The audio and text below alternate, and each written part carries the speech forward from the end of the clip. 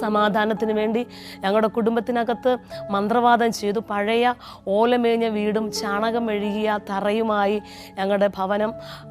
അതുമാത്രമല്ല, മഴ പെയ്യുമ്പോഴത്തേന് ഒരു തുള്ളി വെള്ളം പോലും പുറത്തു പോകത്തില്ല, എല്ലാം അകത്ത് തളം കെട്ടിക്കിടക്കും. വൈകിട്ടാകുമ്പോഴത്തേന് ചിരട്ട ഉപയോഗിച്ച് അത് കോരി വലിയ ചരുകത്തിലാക്കി പുറത്ത് കളയുന്ന ഒരവസ്ഥയാണ് ഞങ്ങളുടെ വീടിൻ്റെ അവസ്ഥ. അങ്ങനെ സമാധാനത്തിന് വേണ്ടി ഒരു പേര് കേട്ട ഒരു മന്ത്രവാദിയെ കൊണ്ടുവന്നു. ആ വീടിൻ്റെ നടുക്കത്തെ റൂമിൽ മന്ത്രവാദം ചെയ്യുവാൻ വേണ്ടി ഹോമക്കുഴിയും അതുപോലുള്ള കാര്യങ്ങളൊക്കെ, കോഴിയൊക്കെ കൊണ്ടുവന്ന് മന്ത്രവാദം ചെയ്യാൻ വേണ്ടിയുള്ള എല്ലാ കാര്യങ്ങളും ചെയ്യുവാനിടയായി തീർന്നു. പക്ഷേ മന്ത്രവാദങ്ങൾക്കൊന്നും ഞങ്ങളുടെ കുടുംബത്തിനെ രക്ഷിക്കാൻ കഴിഞ്ഞില്ല. അടുത്ത് ഒരു പൂജാരി ഉണ്ടായിരുന്നു. ആ പൂജാരി പറഞ്ഞു കൊടുത്തു, കന്യാകുമാരി പോയി കടൽ വെള്ളം കൊണ്ടുവന്ന് ശുദ്ധികലശം ചെയ്ത നിങ്ങളുടെ ഭവനത്തിന് രക്ഷ കിട്ടും, സമാധാനം കിട്ടുമെന്ന് പറഞ്ഞ് അതും ചെയ്തു.